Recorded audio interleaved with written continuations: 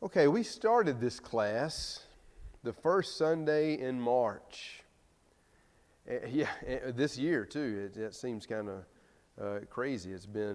Seems like a whole lot longer than that. And I'm operating off the assumption that you don't remember a word I said. And so we're going to start, we're going to repeat 2 lessons. Repetition I think is good. Teachers tell you repetition is good. Peter addresses his writers. He said, I'm going to stir up your mind by the way of remembrance. I'm going to call some things that come back to memory. So this lesson and the next lesson have been given before here. If you remember them, you are well above the curve. You are operating probably in the 100th percentile.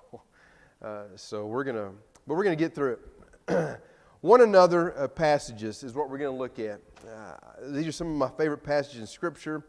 I think they are extremely important because they really speak to how us as family, God's family, that we're to treat one another.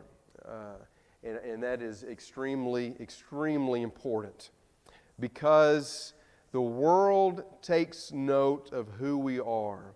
And one of these passages, Jesus says, it's by the love that you have for one another that the world will know that you're my disciples. And so the world takes note of how we treat one another, whether it is in love or whether it's not in love, whether we get along or whether we're divided. Believe me, the world takes note, and they are watching. So we're going to begin with a question. What do you think of when you see this word? I know we talked a little bit about it Sunday morning in class, but we're going to go a little bit a different route here. And I want you to be brutally honest. We can take it. What do you think of when you hear this word or see this word or hear the word?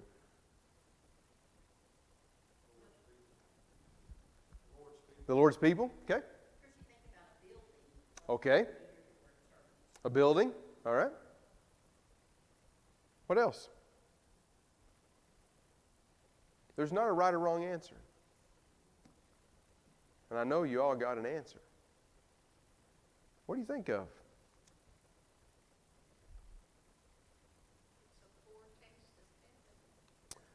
Okay. A foretaste of heaven. All right. Okay, the bride. It's also known as the bride of Christ. Absolutely. This side's winning.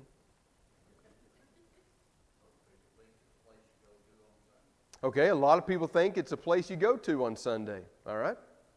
That's right. Teachers. Okay. What else? Young couples. I know you got some on your mind. What do you think of? Positive or negative? Let us have it. Okay, a building full of hypocrites. All right. Fellowship. Family. All right. Anything else? Singing. We do that for sure. Nothing back there? All right. Giving you a chance. Many think of a service that they feel obligated to be at 3 times a week. Some people see it as a real burden, somewhere an obligation. Some people just see it as another place or something that I'll do if something better doesn't come along. I've known a lot of Christians that have had that have had that attitude. A lot of people see it as this word church has all kind of connotations that have to do with responsibilities, work that I'm supposed to do but don't really want to do, things that I'm going to go and I'm going to hear all the things I'm doing wrong and should do. again, but I really don't want to do. And so there's all kinds of positive and negative things that come to mind when people hear the word church. A lot of it has to do with your upbringing, maybe what you heard your parents say or do or mumble under their breath, as you were growing up. Some of it has to do with the church family that you were raised in, but there's positive and negative. Let's look at Romans 12. Romans 12.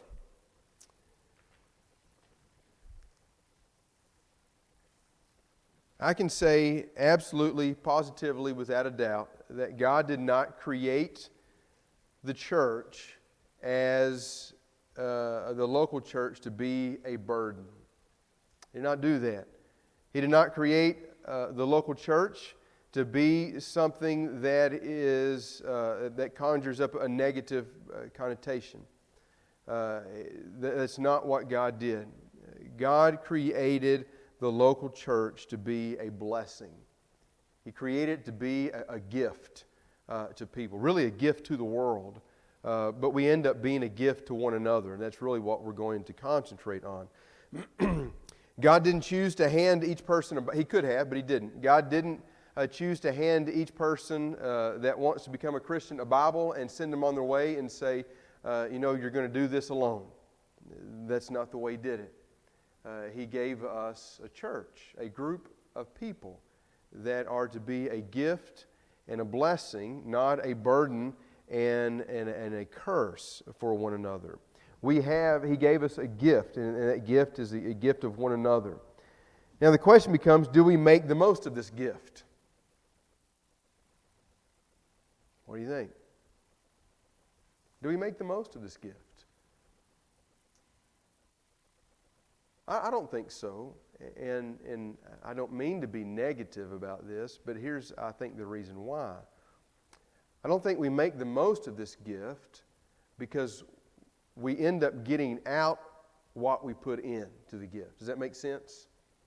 We end up getting out what we give. And so we don't get much because we don't give much. And so maybe for that reasons, people see it as a burden or an obligation or a group of hypocrites or, whatever the case may be. So this quarter we're going to look at the gift of one another, examine some of the one another passages in the Bible. We're going to start with looking at Romans chapter 12, and let's read verses 3 through 8. Excuse me. Paul says, "For by the grace given to me, I say to everyone among you not to think of himself more highly than he ought to think, but to think with sober judgment, each according to the measure of faith that God has assigned. For as in one body we have many members, and the members do not all have the same function. So we, though many, are one body in Christ, and individually members of one another. Having gifts that differ according to the grace given to us, let us use them. If prophecy, in proportion to our faith. If service, in our serving. The one who teaches, in his teaching. The one who exhorts, in his exhortation. The one who contributes, in his generosity. The one who leads with zeal. The one who does acts of mercy with cheerfulness." We're going to look at 4 things that Paul says here about this idea of being a gift to one another. And the next week we're going to go in and actually begin to study and look at the concept of having fellowship with one another. But the first one comes out of verses 4 and 5. We don't have to face life alone. We're not meant to face life alone. Matter of fact, after God created Adam, what did He say? It's not good that man is alone. And so He created woman. It was His plan all along. I think He was just showing Adam that, Adam, it's not good that you're alone. And so He created woman. Immediately, God puts us in a communal relationship, and we have family. And that family grows, and it grows, and it grows, but there's still the communal aspect of family. Even God Himself is in a communal relationship. You have, who do you have as God? Father, the Son, and the Spirit. There's a relationship there, one of community. And so God created us that way to desire relationship, which is an aspect of community. Life is tough, right? While there are plenty of good times, there are enough hard times to make life tough. And if you've not experienced them, it's not a matter of if, it's just a matter of when life will be tough at some point. At some point, it just seems that a person's life is tough from beginning to end. It seems like some people's lives are a lot easier. It seems that some people's lives are just constant roller coasters up and down. But either way, those tough times come. We face stress, troubles, financial fears, family problems, bombarded every day with all kinds of trials and temptations and things that could go wrong, if we don't make the right decisions. And so if we're looking at that through spiritual glasses, we see Satan at work. And he's trying to disrupt us. He's trying to do anything he can to throw us off track, do anything he can to lay a trap, a snare, James calls it, so that we could fall into it and in weakness sin. Matter of fact, how does Peter describe Satan? It's an animal, I'll give you that. I think you said it. I'm sorry, you're all speaking at once and I hear another. A roaring lion, thank you. A roaring lion, prowling around, seeking whom he may devour. He's looking to eat us up. He's looking to kill us spiritually. And so he throws all kinds of things in our ways, trials, temptations, problems, whatever it is that he can mess us up. Let me ask you this. You don't have to answer out loud. Do you ever feel alone? I mean, even if you have family, sometimes you just feel alone. Maybe it's because no one can accurately understand what you're going through or what you're facing, things that are happening in your life, maybe something you're going through at work. You might can talk to your spouse about it, but they may not really be able to understand simply because they're not going through what you're going through. And so in some aspects we feel alone.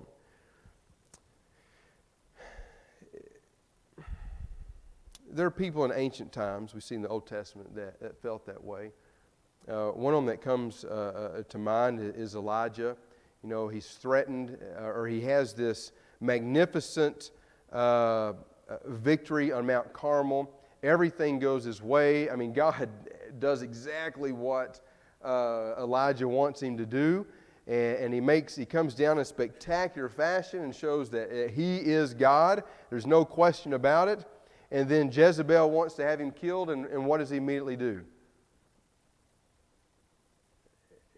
He immediately goes into a state of depression. And he feels like he's alone. There's no one else. And God lets him know, hey, understand, there's still plenty of people that I have, God says, that have not bowed to Baal. There's still plenty of people. They can understand, they can relate to you, you can go to them, they can encourage you, they'll lift you up. But that's just one of many that we could give. But let's look at Romans 12, 4 and 5. He says, for as in one body we have many members, and the members do not all have the same function, so we, though many, are one body in Christ and individually members of one another. Paul demonstrates here that we are not alone. We are members of one another. We are members of a body. I'm members of a family. You're members of a family. We're all members here of God's family. And we don't have to go through life alone. The things that we're struggling with, the things that we're going through, we can share. And I've heard plenty of people say, and usually they're members of the church, that say, I don't know how people make it through life without a church family. And I would have to agree with that. I don't know what they do without a church family. Because in my experience, church family has always been the one to take care of things when a need has arisen. whether it's serious or whether it's just maybe dinner for a night or whatever. Church family is there to jump in, goes to action, gets it done, and usually you come out way better on the other side than what you could have ever imagined. They go above and beyond what was needed. So, when we think about the church, we don't need to think about things that are negative or obligations or a place of hypocrites or whatever the case may be. We need to see, hey, there's somebody there to support me, to love me, to lift me up, to encourage me, to help me fix my problems if they can, at least be there as a listening ear. And so our minds have got to change, if need be. I don't want to lump everybody into to this, and not see this group of people as a burden, but as a gift of one another, because we are here to face life and do life together. Matter of fact, when you see Jesus send the disciples out, He sent them out one at a time? No, He sent them out two by two, right? Together, because there's strength in that. There's confidence. I mean, just being with someone else automatically boosts your confidence. You're already a little bit more encouraged. I think of the times that I've taught the gospel to somebody or struck up a spiritual conversation. I immediately feel more confident when I know I have a church family with me, because I've got somebody to bounce it off of. I got somebody else that can then come in when I fumble it and say something I shouldn't say. They can fix it. It's just the concept of being together, that we do this, we do life together. We have a gift in one another. But sadly, I don't think we get out of that gift what we could. There's a whole lot more potential there, because I don't know if we rely on our church family as much as we should. I would definitely say we are not as transparent as we should be. We all like to live kind of like Instagram lives. We put the best part of our life forward. You see people sitting on the beach and, man, everything looks good. They're out camping somewhere. They're all getting along. But what you don't see is the argument that took place before, where parents are yelling at their kids, "You better smile," or, But you see what I mean? I think we're like that with our church family. You walk in and Glenn says, "Hey, Shawn, how you doing?" I go, "I'm good." And we just keep going, right? That's pretty superficial, isn't it? I'm not blaming anything on Glenn. I'm just as much at fault as anybody else is, because I'm not taking the time to be honest with him if something's really going on that he could help with or simply pray with me about. And so we need to understand that we're not here to face life alone. And if we try that, we're going to be miserable people. We're going to struggle with depression. We're going to have problems if we don't allow our church family to help. Let's don't make the mistake of coming into this building and out of this building week after week thinking I've checked off my to-do list, I've said hello to everybody. We've got to have more outside of this building than what takes place. Do more than go to church with these people. We need to be the church with one another. Number 2, we're going to go back to verse 3. I didn't want to start with this one.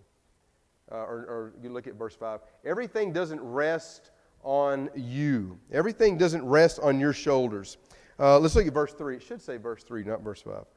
For by the grace given to me, I say to everyone among you, not to think of himself more highly than he ought to think, but to think with sober judgment, each according to the measure of faith that God has assigned.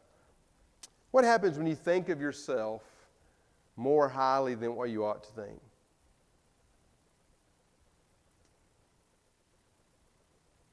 The answer I'm looking... There you go. There you go. Nobody can do it as good as I can, right? Whatever it is. I know the best way to do it. I may be the only person that struggles with that, but I struggle with that. If I've come up with an idea, I know the way to do it. It's the best way to do it. And if you don't believe me, let's try it. And we got to understand that not everything rests on our shoulders. I've got to be willing to let other people help. I think one of the problems with feeling alone is that we try to do everything alone. We try to do everything on our own. That everything rests on our shoulders. And that is a heavy burden to bear. Because then other things like resentment start to come in, anger comes in, then things like bitterness, and then you begin to alienate yourself from your church family. Or maybe if you see this happening to you at work or anywhere else. There's a lot of pressure to that. I think a lot of Christians struggle on the burden of thinking that it's their job to make sure everything's done properly. They feel the pressure to be involved in everything. You can't be involved in everything that a church has to offer. It's just not possible. You're going to spread yourself too thin. You're going to get burned out. You're going to eventually want to give up. And you can't do that. You can't do that. Paul tells us here that God has put together a body. And this means that no one has all the responsibilities. Now, with that said, we have a group of men that we refer to as shepherds. There's a lot of responsibility on their shoulders. But they're also to delegate a lot of that and make sure people are involved. They can't do it all on their own. They may oversee all of it to a certain extent, but they can't do it all on their own. That's why we're here. Maybe if it was just them, then maybe they could do that. But that's not the way that it works. We have each other, and no doubt that we all have responsibilities. But if we're going to do that and fulfill that, we have to be people that are willing to work. I think sometimes, I'm speaking a little bit from experience here, the reason that some of us think we're the only ones that can do it right is because no one else is willing to help. I've asked for volunteers and nobody shows up. Or I've asked for people to do something and they do it half-heartedly. They don't put all their heart into it because they probably really don't want to do it to begin with. And so you have things done halfway, or things not done as good as they could have been done, or maybe things not done at all because no one's willing to help. And so with this idea that not everything rests on our shoulders, or not everything rests on you or is up to you, the flip side of that is we've got to be people willing to work. We've got to be people willing to volunteer. And when we volunteer and somebody puts us to work, then we've got to do that with all of our might. We've got to do it to the best of our ability, knowing that we are doing it for who? Paul says we're doing it for the Lord. And it's a reflection of Him here in the church, maybe even in the community. And so we've got to be people that are willing to work. Not everything rests on us, but we've got to be people willing to work. I think of Acts 6.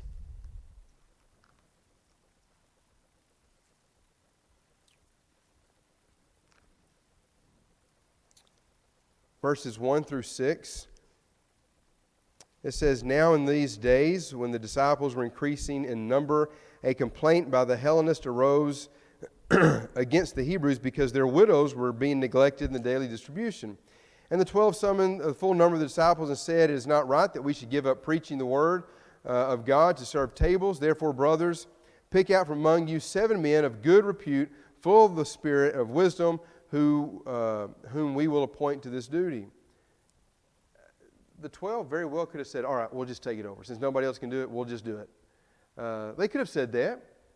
That's the mindset that some of us have sometimes. But they said, no, we've got some other obligations. I don't want to say they were more important, but they certainly were some more weightier matters, perhaps, maybe we can say it that way. And so they said, we want y'all to select 7 men that you know will get the job done. 7 men that you know are going to put their heart into it. They love the Lord. They love people. And you know they're going to get it done and get it done the right way. And so that's exactly what they did. They recognized the blessing of being part of a body. Ephesians 4 tells us that we all have responsibilities.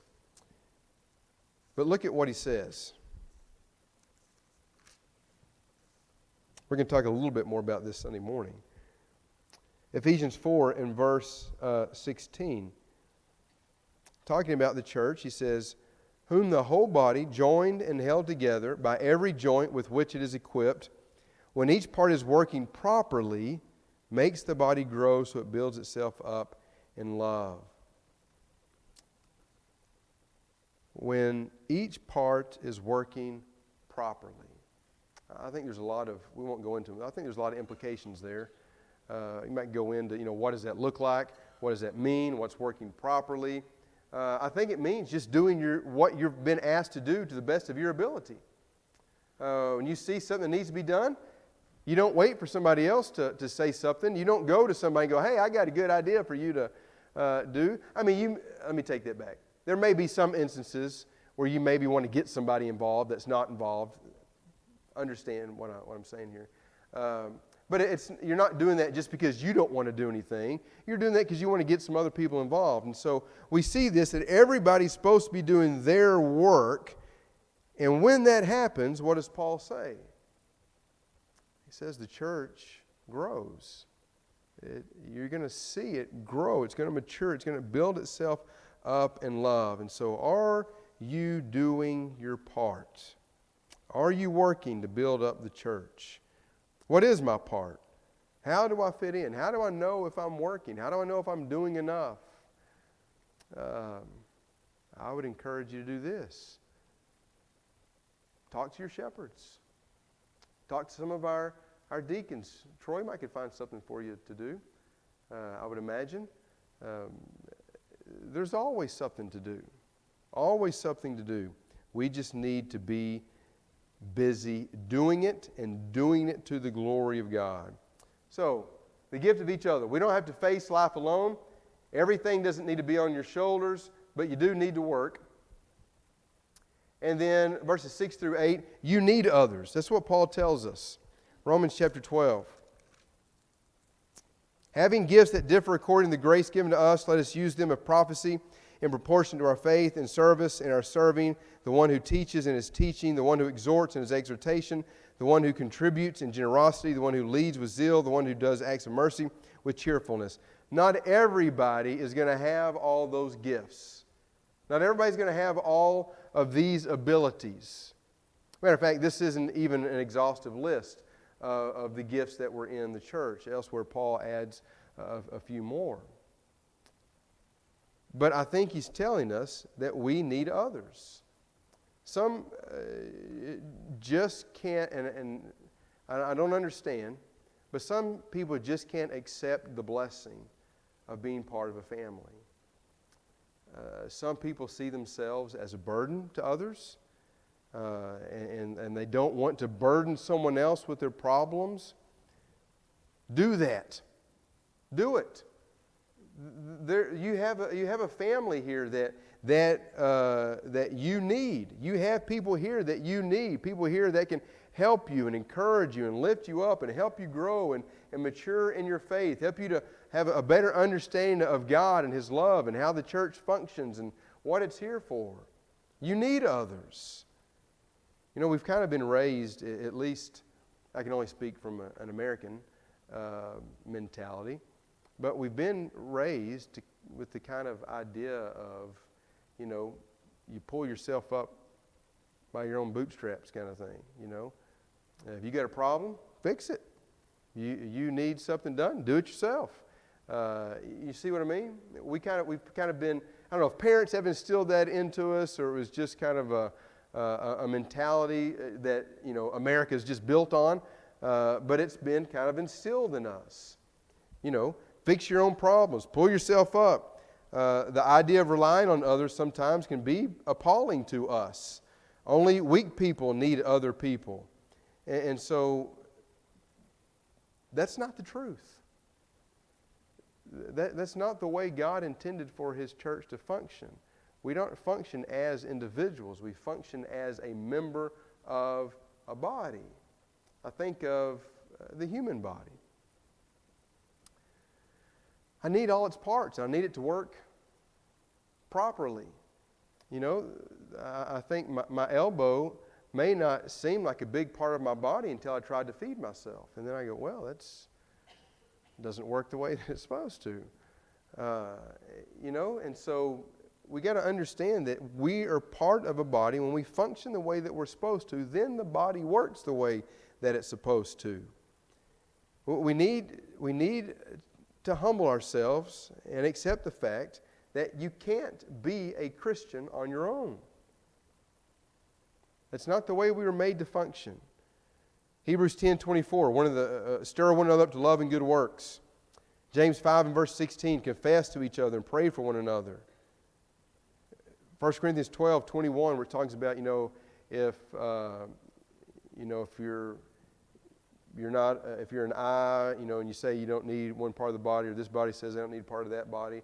We can't say that. We can't function like that. I can't say that I don't need someone in my church family. That's just not the way it works. The more I mature in my faith, the more I realize I need others. We need the support, the encouragement that comes with being part of a body. And with this, you need others. If you say you don't need others, you're denying someone else the ability to serve. Think about that. When you're saying, I don't want to be a burden, you're denying someone the ability to be Jesus, to serve, to be His hands and His feet. I should have asked. Any questions or comments? I could lecture all night, but feel free to stop and say something. And last, comes from the same verses. You need others, but others need you. Others need you.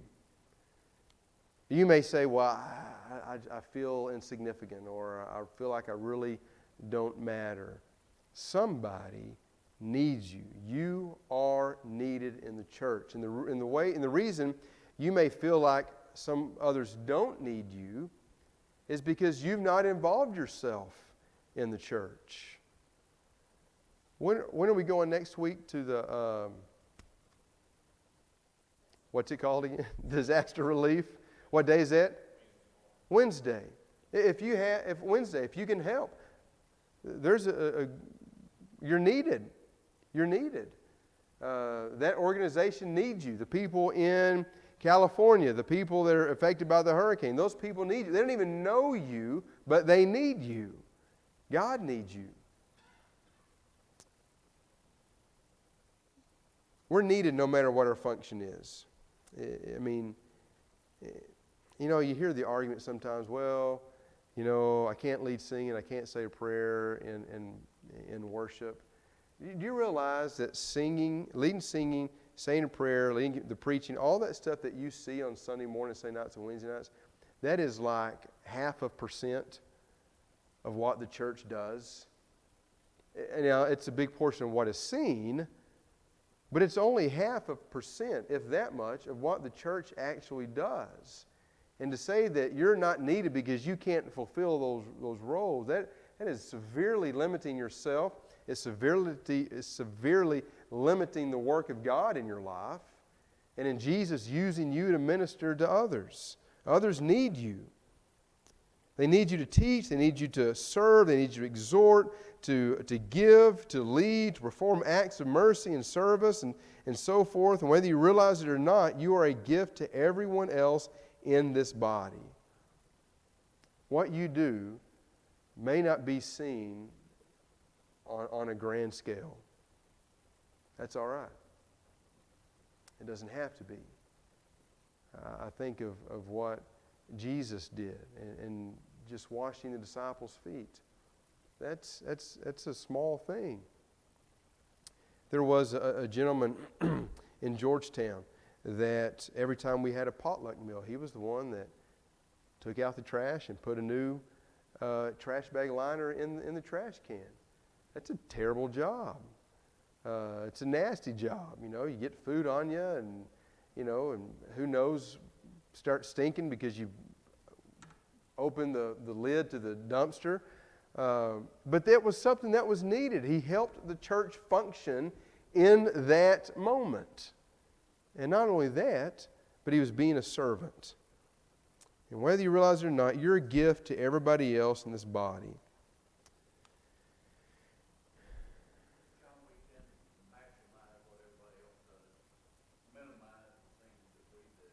Yeah, I think you're right.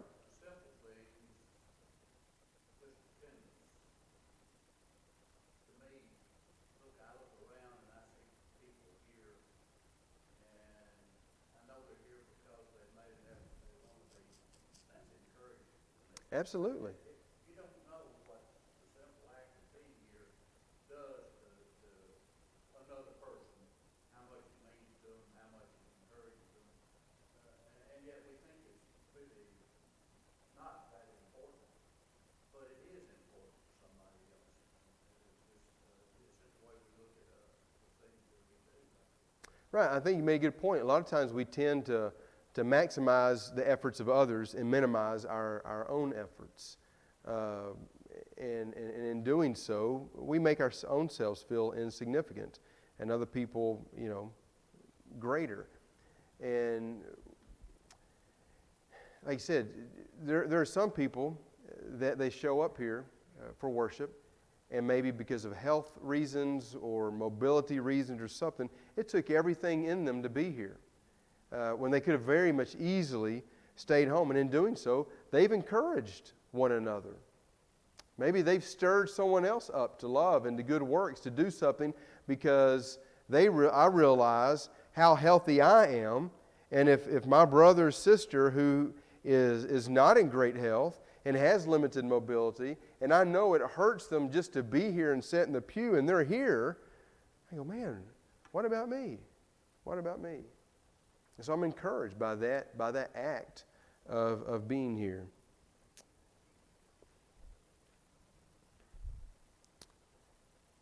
We are a gift to each other. And we need to see ourselves that way. Not to, pridefully or, hey, I'm the best of this or the best at that. This church really needs me. And if I wasn't here, this church would, whatever, be horrible. We're not looking at, not that kind of thing. But that we are legitimately a gift to one another as we minister to one another and we serve and we love and we encourage and we pray for and we pray with and we look at all of these one another passages come up. I hope the purpose of this is twofold. Number one is that you will see how important your church family is. And I'm not saying with that statement, I'm not implying that you don't see. But I think you will see to a greater degree how important your church family is. And then number two, that you will see yourself fit in somewhere with these one another passages. Fellowship one another, greet one another with a holy kiss. That's going to be a good one. Be hospitable, speaking to one another, exhort one another, serve one another, submit to one another, forgive one another, pray for one another, love one another. Hopefully we'll get to all those. But you'll see where you fit in somewhere in this, and that you'll begin to serve and see yourself as a gift to each other.